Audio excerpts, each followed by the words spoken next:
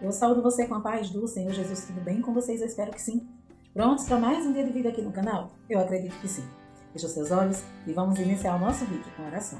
Senhor, meu Deus, meu Pai que está nos céus, maravilhoso é o teu nome. Senhor, que nós venhamos sentir a tua presença durante essas leituras que fizermos, Senhor. Que a presença do teu Espírito Santo seja conosco e que nós possamos, Senhor, colocar a tua palavra, todas elas que lemos, em prática, Senhor, durante a nossa caminhada. Que o teu Espírito Santo seja intérprete da tua palavra. Que nós venhamos, Senhor, pegar a tua palavra na tábua do nosso coração, para não pecarmos contra ti. Abençoe, Senhor, cada um que estão aqui comigo ouvindo, Pai, essas leituras diárias, sendo alimentado pela tua palavra, Senhor. Que a tua presença não se aparte de nossas vidas. Que chegue, meu Deus, a tua presença até onde esse vídeo chegar. Continue conosco, Pai, nos ajudando e perdoando os nossos pecados. Sem ti não somos nada, meu Deus. Nos ajude em nome de Jesus. Amém. E amém. Amém. As nossas leituras diárias de hoje estão em Neemias capítulos 1, 2 e 3 e Apocalipse capítulo 5. Neemias capítulo 1 diz assim: a história de Neemias. Palavras de Neemias, filho de Acalias. No mês de Quisleu, no 20º ano, enquanto eu estava na cidade de Suzã, Hanani, um dos meus irmãos, veio de Judá com alguns outros homens, e eu lhes perguntei acerca dos judeus que restaram, os sobreviventes do cativeiro, e também sobre Jerusalém. E eles me responderam, aqueles que sobreviveram ao cativeiro e estão lá na província, passam por grande sofrimento e humilhação. O muro de Jerusalém foi derrubado, e suas portas foram destruídas pelo fogo. Quando ouvi essas coisas, sentei-me e chorei. Passei dias lamentando-me, jejuando e orando ao Deus dos céus.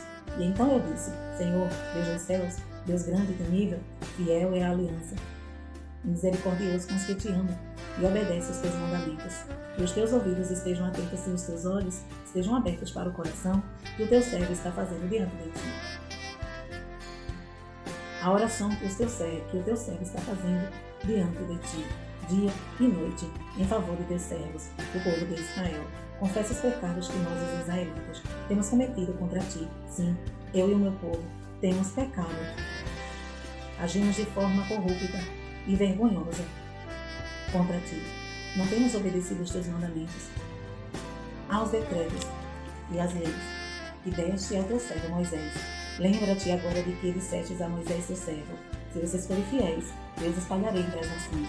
Mas se voltarem para mim, obedecerem os meus mandamentos e os puserem em prática,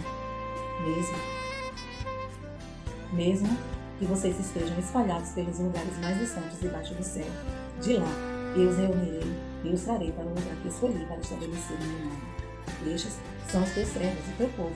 Tu os resgatastes com o teu grande poder e com o teu braço forte. Senhor, os teus ouvidos estejam atentos à oração deste teu servo e à oração dos teus servos que tem prazer em temer o teu nome. Faze com que hoje este teu servo seja bem-sucedido, concedendo-lhe a benevolência deste homem. Nessa época, eu era o copeiro do rei. Capítulo 2, Neemias em Jerusalém. No mês de Nisan, no 20º ano do rei Artaxerxes, na hora de servir no rei, levei-o ao rei. Nunca antes eu tinha estado triste na presença dele. Por isso o rei me perguntou: por que o seu rosto parece tão triste, se você não está doente? Essa tristeza só pode ser do coração. Com muito medo, eu disse ao rei: e o rei viva para sempre. Como não estaria triste o meu rosto, se a cidade em que estão sepultados meus pais está em ruínas e as suas portas foram destruídas pelo fogo? O rei me disse: o que você gostaria de pedir?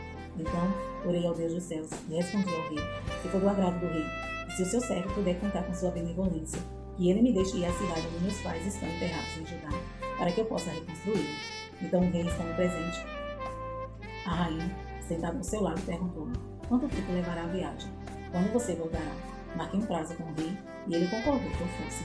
A seguir, acrescentei: se for do agrado do rei, eu poderia levar cartas do rei aos governadores do Trans-Eufrates, para que me deixe passar até chegar a Judá. E também uma carta para Zafi, guarda da floresta do rei, para que ele me forneça madeira para as portas da cidadela que fica junto ao templo, para os muros da cidade e para a residência que irei ocupar. Desde que a bondosa mão de Deus estava sobre mim, o rei atendeu os meus pedidos. Com isso fui aos governadores do Trans-Eufrates e lhes entreguei as cartas do rei. Acompanhou-me uma escolta de oficiais do rei e de cavaleiros que o rei enviou comigo. Sambalate, o Horonita e Tobias, o oficial amonita, ficaram muito irados quando viram que havia gente interessada no bem dos israelitas, na inspeção dos muros de Jerusalém. Cheguei a Jerusalém e depois de 3 dias de permanência ali, saí de noite com alguns dos meus amigos. Eu não havia contado a ninguém o que o meu Deus havia posto em meu coração que eu fizesse para Jerusalém. Não levava nenhum outro animal além daquele que eu estava montado. De noite saí pela porta do vale na direção da fonte do dragão e da porta do esterco, examinando o muro de Jerusalém que havia sido derrubado e suas portas que haviam sido destruídas pelo fogo. Fui até a porta da fonte do tanque do rei, mas ali não havia espaço para o meu animal passar. Por isso subi o vale, ainda de noite, examinando o muro. Finalmente voltei e tornei a entrar pela porta do vale.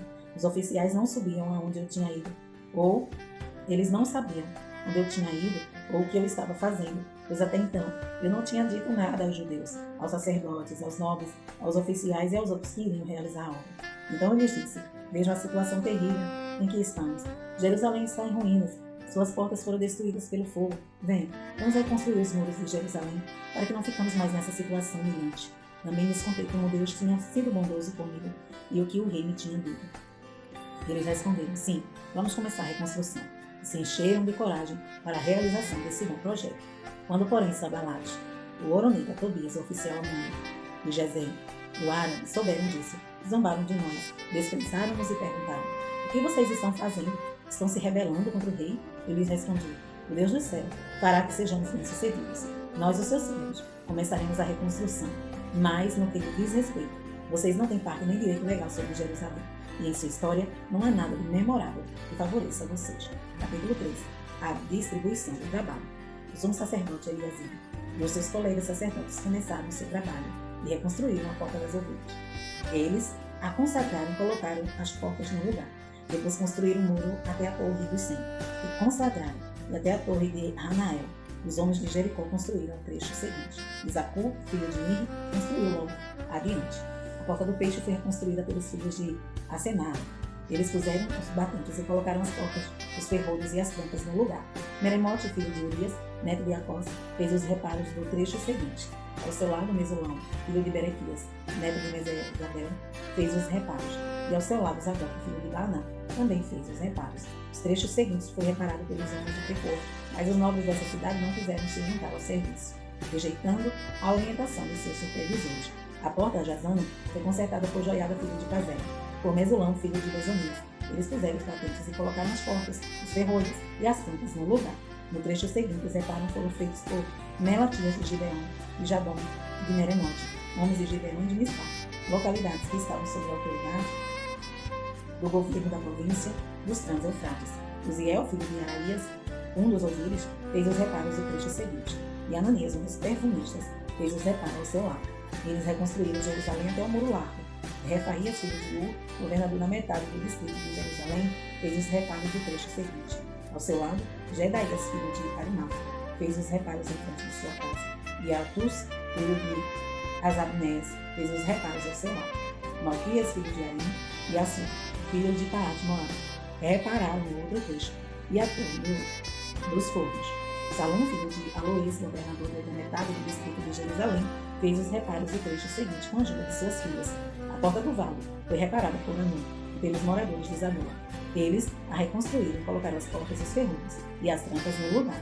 Também repararam 450 metros de muro até a porta do esterco. A porta do esterco foi reparada por Malquias, filho de Recabe, governador do distrito de Bet-Aquerem. Ele a reconstruiu e colocou as portas, os ferrolhos e as trampas no lugar. A porta da fonte foi reparada por Salom, filho de Col-Rosé, governador do distrito de Mispá. Ele a reconstruiu, cobriu-a e colocou as portas, os ferrolhos e as trampas no lugar. Também fez os reparos do muro do tanque de Siloé, junto ao jardim do rei, até os degraus que descem da cidade de Davi. Além dele, Neemias, filho de Asbuque, governador do meio distrito de Bet-Zur, fez os reparos até em frente dos túmulos de Davi, até o açude artificial e a casa dos soldados. Depois dele, os reparos foram feitos pelos levitas, que estavam sob a responsabilidade de Reum, filho de Bani. Junto a ele, Azabés, governador na metade do distrito de Turo, fez o reparo em seu distrito. Depois dele, os reparos foram feitos pelos seus compatriotas, que estavam sob responsabilidade de Binui, filho de Benadad, governador na metade do distrito de Keila. Ao seu lado, Ezer, filho de Jesua, governador de Mispá, reconstruiu o outro trecho, começando de um ponto que fica em frente da subida para a casa de armas, indo até a esquina do muro. Depois dele, Baruch, filho de Zabai, reparou com zelo o outro trecho, desde a esquina do muro até a entrada da casa do sumo sacerdote, Eliasib. Em seguida, Meremote, filho de Urias, neto de Acós, reparou outro trecho, desde a entrada da casa de Eliasib até o fim dela. Os demais reparos foram feitos pelos sacerdotes das redondezas.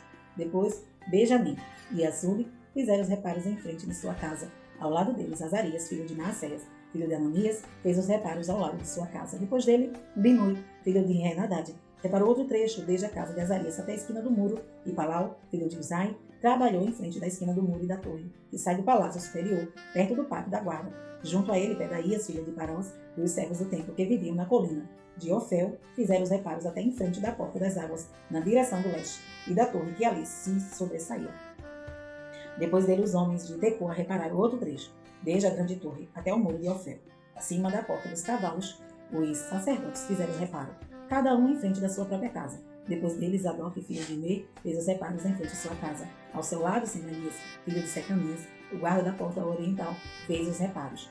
Depois, Ananias, filho de Selemias, e Anum, filho de Zalaf, fez os reparos de outro trecho. Ao seu lado, Mesulão, filho de Berequias, fez os reparos em frente de sua moradia.